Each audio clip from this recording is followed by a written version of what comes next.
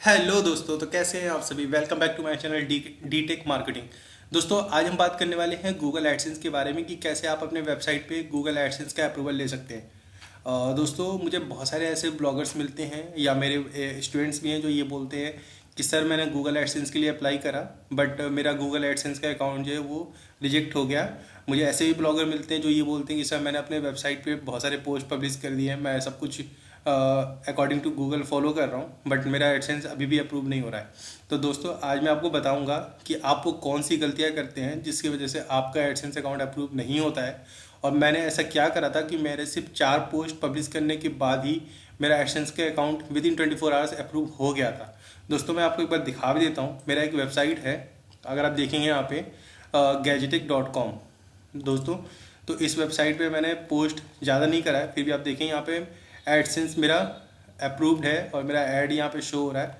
अगर मैं आपको थोड़ा सा नीचे जाके दिखाऊं तो मेरा यहाँ पे देखेंगे, मेरा यहाँ पे एडसेंस पूरी तरीके से एक्टिव है। ठीक है। तो दोस्तों, इस वेबसाइट पे अगर आप चेक करेंगे कि इसमें बहुत ज़्यादा पोस्ट नहीं है, मैं इसका एक बार एक्सएमएल साइट में भी दिखा देता हूँ। आप यहाँ देखेंगे टोटल पोस्ट यहाँ पे अभी तक सिर्फ 8 है। ठीक है।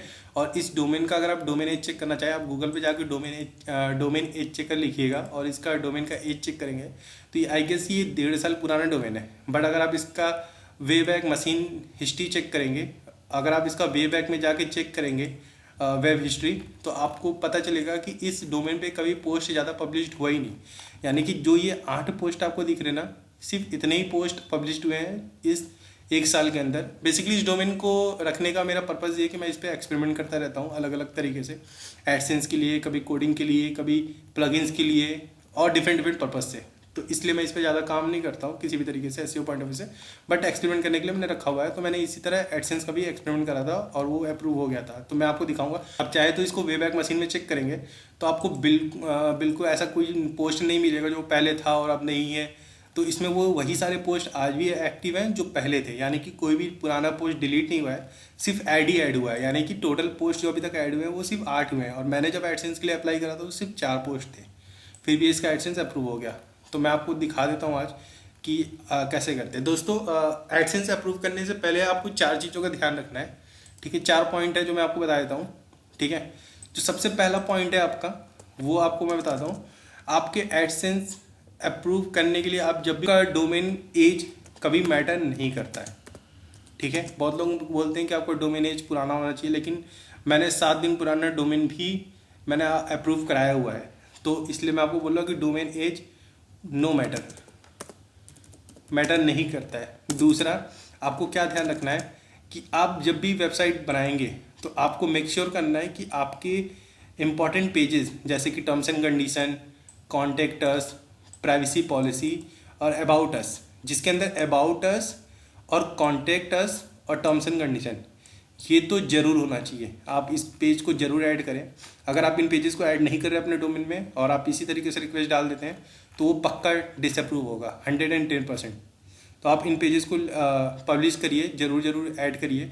इसके लिए आप फ्री में यहाँ पे सर्च भी कर सकते हैं। जैसे अगर आपको टर्म्स एंड कंडीशन के लिए चाहिए तो आपको यहाँ पे गूगल पे आना है और लिखना है टर्म्स एंड कंडीशन जनरेटर। ठीक है। तो यहाँ पे बहुत सारे वेबसाइट आएंगे, आप किसी भी वेबसाइट पे जाएंगे और वहाँ पे टर्म्स एंड कंडीशन आप फ्री में जनरेट करके और अपने वेबसाइट के पेजेस ऐड कर सकते, अपने वेबसाइट में आएंगे और यहाँ पे पेजेस ऐड कर देंगे। इसी तरह प्राइवेसी पॉलिसी, कॉन्टेक्ट अस के लिए बहुत ईजी है। आप कॉन्टेक्ट अस का प्लगइन यूज़ करके आप यूट्यूब पर बहुत सारे वीडियोज़ मिल जाएंगे, आप वहाँ से देख के कॉन्टेक्ट अस का पेज ऐड कर लीजिए। इस तरीके से आपका कॉन्टेक्ट अस का पेज दिखेगा। ठीक है। अबाउट अस के लिए आप थोड़ा सा अपने बारे में बता दीजिए कि आप कौन है, क्या है और क्यों आपने ये वेबसाइट बनाया हुआ है। ठीक है। तो उसके बाद आपको जो दूसरा इन चीज़ों को करने के बाद इम्पॉर्टेंट पेजेस के बाद, मैं लिख देता हूँ जल्दी से। इम्पॉर्टेंट पेजेस के बाद आपको जो तीसरा चीज़ ध्यान रखना है वो है थीम्स का। ठीक है। आप थीम्स कौन से यूज़ करें, तो आप मेक श्योर करिए कि आपको ना इजी सा थीम ले लीजिए। जैसे मैंने जब इस वेबसाइट के लिए एडसेंस अप्लाई करा था तो मेरे वेबसाइट पे जो थीम था वो मैं नाम बता देता हूँ आपको, थीम का कौन सा यूज़ कर रहा हूँ मैं इसमें। थीम करके ये है मेरा, बेसिकली इसका नाम फेरी है। ये आपको बहुत ईजिली मिल जाएगा। आप यहाँ पे जाएंगे और यहाँ पे थीम ऑप्शन पे जाएंगे, तो आपको थीम ऑप्शन पे जाने के बाद आपको सर्च करना है फेरी और आपको थीम मिल जाएगा, तो आप इसको इंस्टॉल कर लीजिएगा। ठीक है। तो इस थीम को यूज़ करके मैंने एडसेंस अप्रूवल लिया हुआ था, ठीक है। देखेंगे आप यहाँ पे मेरा फेरी थीम एक्टिव है, ठीक है। उसके बाद जो फोर्थ पॉइंट आपको ध्यान रखना है वो है आपका स्पीड, वेबसाइट स्पीड, ठीक है। तो अगर जब आप वेबसाइट पर बहुत सारे प्लगइन्स ऐड कर देते हैं, ठीक है, बहुत सारे प्लगइन्स यूज़ कर लेते हैं, बहुत सारे कोडिंग यूज़ कर लेते हैं, CSS कोड, HTML कोड, आप थीम यूज़ कर लेते हैं बहुत ज़्यादा हैवी, आप दुनिया भर के अमेजॉन के प्रोडक्ट ऐड कर लेते हैं, ई-कॉमर्स, वू कॉमर्स, बहुत सारी चीज़ें आप करते हैं, जिससे क्या होता है ना, आपका वेबसाइट जो है वो बहुत ज़्यादा स्लो हो जाता है। और गूगल की प्रायोरिटी, जैसा आपको पता है, कोर वेब वाइटल पे बहुत ज़्यादा फोकस करता है गूगल, तो आपको वेबसाइट की स्पीड काफ़ी अच्छी होनी चाहिए। तो आप मेक श्योर करें कि आप बहुत ज़्यादा चीज़ें अभी प्लगइनों के लिए इंस्टॉल नहीं करें, आप उतनी प्लगइन यूज़ करें जितना ज़रूरत है, जैसे कि बेसिक प्लगइन्स, ठीक है। तो आपको वेबसाइट स्पीड पे खासा ध्यान देना है। आपका जो फिफ्थ पॉइंट होगा जो आपको ध्यान रखना है वो है वेबसाइट का स्ट्रक्चर। जी हाँ दोस्तों, वेबसाइट स्ट्रक्चर का मेरा मतलब कहने का ये है कि आप जब वेबसाइट एडसेंस के लिए अप्लाई करेंगे तो आप मेक श्योर करें कि आपके वेबसाइट में मेन पेजेस जितने भी हैं, जैसे कि आपके साइट में आपका जो मेन्यू है वो प्रॉपर तरीके से आपने इम्प्लीमेंट करा हुआ है, ऐड करा हुआ है, ठीक है। जैसे आप देखेंगे मैंने यहाँ पे कैसे कैसे कैटेगराइज करा हुआ है, जैसे मैंने टेक के लिए अलग, गेम्स के लिए अलग, स्मार्ट होम के लिए अलग, रिव्यूज़ के लिए अलग, इस तरीके से मैंने पूरा ऐड करा हुआ है मेन्यू आइटम, ठीक है। तो आपको ये ध्यान देना है कि आपका एक प्रॉपर नेविगेशन हो रहा है वेबसाइट का, मतलब किसी भी यूज़र को डिफिकल्ट नहीं होना चाहिए आपके वेबसाइट को नेविगेट करने में। तीसरा, आप अननेसेसरी चीज़ें यहाँ पे ऐड नहीं करेंगे। जैसे मैंने बहुतों को देखा है कि कोई यहाँ पे अमेजॉन का प्रोडक्ट का कोड ऐड कर देता है ताकि उसका अमेजॉन का प्रोडक्ट वहाँ पे दिखे, या बहुत सारे लोग यहाँ पे दुनिया भर का सोशल मीडिया का पेज इम्बेड कर देते हैं, यूट्यूब का वीडियो ऐड कर देते हैं। तो उससे क्या होता है ना कि आपकी वेबसाइट की स्पीड बहुत स्लो हो जाती है, प्लस आपका वेबसाइट का स्ट्रक्चर जो है ना वो बहुत गंदा हो जाता है। आपको CLS तो पता ही होगा, CLS इशू आने लगता है, जिसकी वजह से गूगल जो है उसकी वजह से भी आपका एडसेंस कभी कभी डिसअप्रूव कर देता है। तो आप मेक श्योर कि आपने किसी भी तरीके का अमेजॉन का कोई प्रोडक्ट यहाँ पे ऐड नहीं करा है, ठीक है।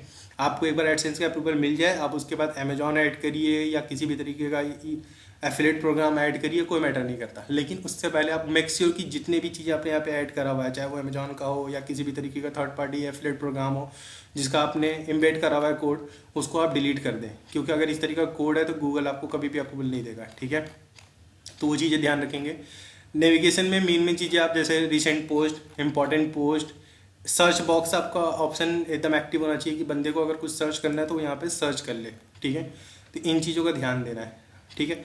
उसके बाद आपको जो फिफ्थ पॉइंट का ध्यान रखना है, मैं आपको फिफ्थ पॉइंट बता, सिक्स पॉइंट जो है वो आपको पोस्ट। तो आप ऐसा नहीं है कि बिल्कुल ही जीरो पोस्ट पे अप्लाई कर दें, तो एटलीस्ट 3-4 पोस्ट तो डाल दीजिए। जैसे मैंने 4 पोस्ट डाला हुआ था, तो आप भी 3 से 4 पोस्ट ऐड करिए, ठीक है।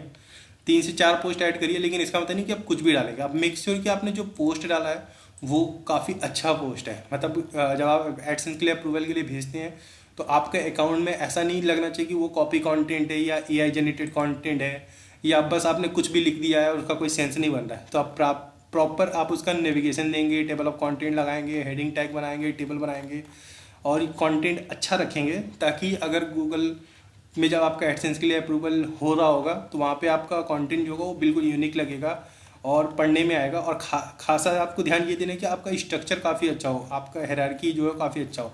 हायरार्की से मेरा मतलब है कि अगर आप मेरा टेबल ऑफ कंटेंट देखेंगे, मैं यहाँ पे क्लिक करूँगा तो मैंने कैसे करा कि मैंने अगर बेस्ट 5 वर्किंग VPN के बारे में बात करा है तो मैंने क्या क्या VPN के बारे में बात करा है, ठीक है।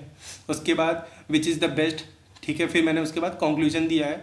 तो बेसिकली एक हायरार्की क्या होगा कि पहले आप 5 बेस्ट के बारे में बात कर रहे हैं, फिर उनमें से अच्छा कौन है उसके बारे में बात कर रहे हैं, फिर उसमें से क्या क्या क्वेश्चन से अराइज हो सकते हैं इनको यूज़ करने के बाद उसके बारे में बात कर रहे हैं, ठीक है। तो एक प्रॉपर हायरार्की मैंने फॉलो करा है कंटेंट लिखते टाइम। तो इसको आपको मेक श्योर करना है कि आपका हायरार्की बिल्कुल सही हो। ऐसा नहीं कि आप पहले आप उसका ड्रॉबैक लिख रहे हैं फिर उसका इंट्रोडक्शन दे रहे हैं, तो ऐसा बिल्कुल नहीं करना है। तो ये सारी चीज़ों का ध्यान है, आपका ऑन पेज बेसिकली आपका बहुत अच्छा होना चाहिए। दोस्तों मैं आपको गारंटी देता हूँ कि अगर आपने इन 6 चीज़ों को फॉलो कर लिया, ठीक है, तो आपका एडसेंस अप्रूव होने से कोई नहीं रोक सकता। और आपको 40-50 पोस्ट डालने की जरूरत नहीं है। आपको ये ध्यान जरूर देना है कि जैसे कि मैंने आपको स्पीड के बारे में बात करी, तो आपका स्पीड अच्छा होगा तो ऑब्वियसली बात है कि आपका होस्टिंग अच्छा होगा तभी स्पीड अच्छा होगा। तो अगर आपका स्पीड अच्छा नहीं है तो आप होस्टिंग को एक बार चेक करें। आप कैसे होस्टिंग ले सकते हैं, नेमचीप से, GoDaddy से, कहीं से भी होस्टिंग ले सकते हैं, बट मेक श्योर कि आपकी स्पीड बहुत अच्छी हो, तो चलिए दोस्तों, अब मैं बताता हूँ कि आपको एडसेंस के लिए अप्रूवल कैसे लेना है, कैसे आपको अप्लाई करना है। तो दोस्तों आपको करना क्या है, आपको यहाँ पे आना है और आपको गूगल पे लिखना है गूगल एडसेंस। ठीक है, गूगल एडसेंस लिखने के बाद आपको एक इंटरफेस ओपन होगा, और आपको इस तरीके का कुछ इंटरफेस दिखेगा। ठीक है, आपको करना क्या है, यहाँ पे आपको दिखेगा गेट स्टार्टेड का ऑप्शन, आप इस पर क्लिक कर दीजिए। आप जैसे ही गेट स्टार्टेड पे क्लिक करेंगे, यहाँ पे आपको साइन अप करने का ऑप्शन आएगा। ठीक है, मेरा ऑलरेडी एक अकाउंट यहाँ पे ऐड है, तो मैं उसको यूज़ कर लेता हूँ। आप अपना अकाउंट यूज़ करिएगा और लॉगिन करिए। लॉगिन करने के बाद आपको कुछ इंटरफेस ओपन होगा, मैं एक बार दिखा देता हूँ आपको। ऐसा कुछ इंटरफेस आएगा। ठीक है, आपको यहाँ पे दिख रहा होगा 3 ऑप्शन है आपको यहाँ पे, बेसिकली 4 ऑप्शन है आपको। सबसे पहले ऐड साइट है, उसके बाद आपको अपने बारे में बताना है, टेल अस अबाउट यू। उसके बाद आप चेक करेंगे आपको वेबसाइट पे वो डोमेन कैसा लगने वाला है, मतलब बेसिकली आप जब ऐड लगाएंगे तो वो कैसे दिखने वाला है आपके वेबसाइट पे। और फोर्थ, आपको यहाँ पे एक कोड दिया जाएगा जिसको आप ऐड करेंगे अपने डोमेन में, ताकि जब आप उसको वेरिफिकेशन के लिए भेजें तो गूगल वाले उसको चेक कर सके कि ये आपकी वेबसाइट है या किसी और की।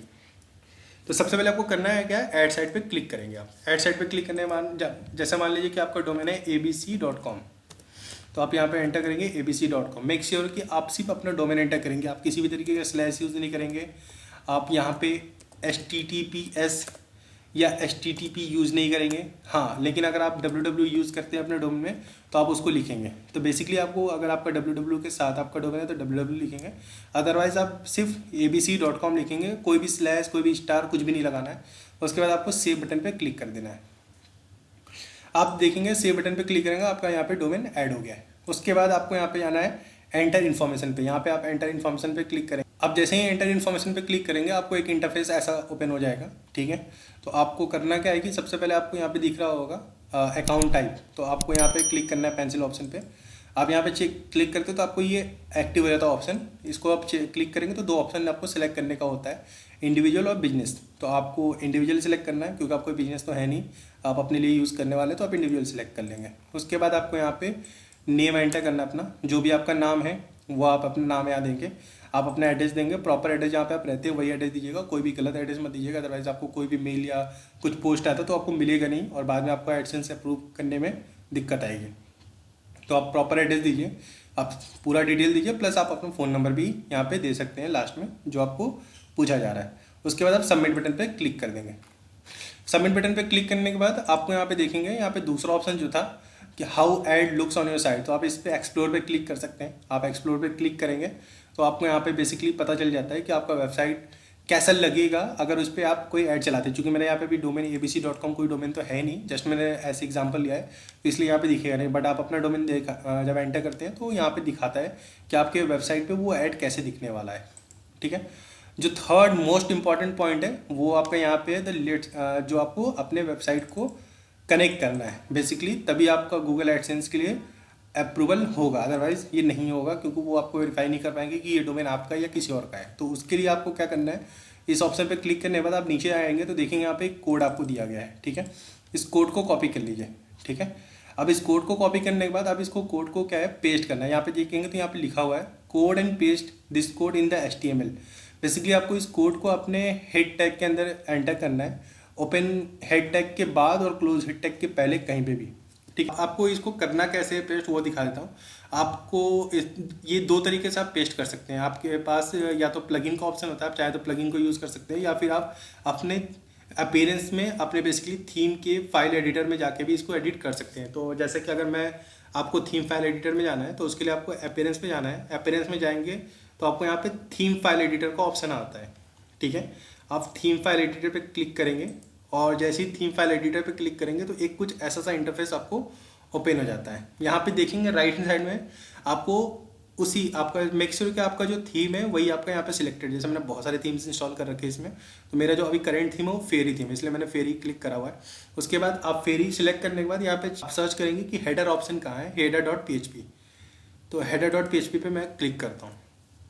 header.php पे क्लिक करने के बाद आप यहाँ पे सर्च करेंगे कि आपका हेड ओपन टैग कहाँ है।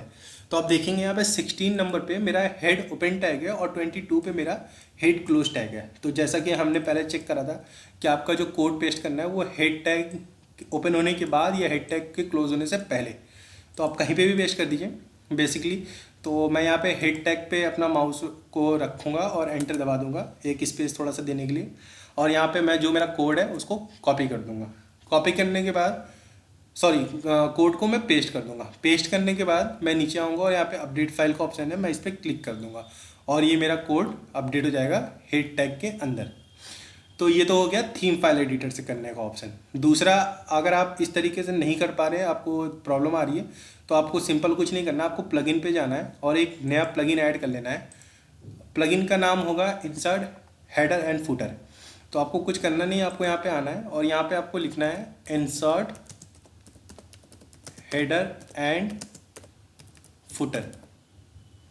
ठीक है, इंसर्ट हेडर एंड फुटर पे आप जैसे एंटर करते हैं तो आपको यहाँ पे एक प्लगइन्स आते हैं बहुत सारे। इसमें आपको चेक करना है कि ये वाला प्लगइन कौन सा है, जो ब्लू वाला WP कोड करके, इस प्लगइन को आपको सर्च करना है। बेसिकली इसका पहले नाम इंसर्ट हेडर एंड फुटर था सिर्फ, बट अभी इसको रीनेम करके WP कोड करके कर दिया गया, कोई ऐसा सा नाम है इसका। तो WP code insert and footer को आपको सर्च करना है, जिसका लोगो इस तरीके से दिख रहा है। ठीक है, तो आप इसको इंस्टॉल करने के बाद एक्टिव करेंगे और जैसे ही एक्टिव करेंगे आप देखेंगे लेफ्ट हैंड साइड में नीचे आपका ये कोड एक्टिव हो गया है, कोड स्निपेट के नाम से। ठीक है, तो आप कोड स्निपेट पे माउस को ले जाके, और इसमें बहुत सारे ऑप्शंस आते हैं, इसके अंदर आपको हेडर एंड फुटर वाले ऑप्शन पे क्लिक करना है। ठीक है, हेडर एंड फुटर वाले ऑप्शन पे क्लिक करने के बाद आप देखेंगे 3 सेक्शन दिखेंगे आपको, हेडर, बॉडी एंड फुटर। तो आपको जिसमें भी कोड पेस्ट करने आए, आप किसी भी तरीके का कोई भी कोड यहाँ पे पेस्ट कर सकते हैं। आपको बेसिकली थीम फाइल एडिटर में जाने की कभी जरूरत नहीं पड़ेगी और आप आसानी से इसको पेस्ट कर सकते हैं कहीं भी। तो चूंकि हमें तो हेडर सेक्शन में अपने कोड को पेस्ट करना है, तो मैं हेडर ऑप्शन में जाऊंगा। ठीक है, अब चेक करेंगे, यहाँ पे बहुत सारे मैंने कोड ऑलरेडी पेस्ट करे हैं, तो मैं कहाँ पे भी करूँगा, ये सवाल आपके मन में आ सकता है।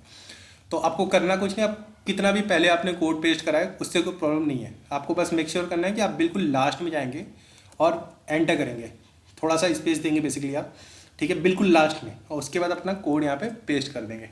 कोड पेस्ट करने के बाद आपको राइट हैंड साइड में दिखेगा सेव चेंजेस का ऑप्शन, तो आप सेव चेंजेस पे क्लिक कर दीजिए और जिस सेव चेंजेस पे क्लिक करते हैं ये आपका कोड अपडेट हो जाएगा। उसके बाद आप वापस से यहाँ पे आएंगे और यहाँ पे आने के बाद यहाँ पे एक ऑप्शन दिख रहा है आपको रिक्वेस्ट रिव्यू का, तो आप इसके ऊपर क्लिक कर देंगे।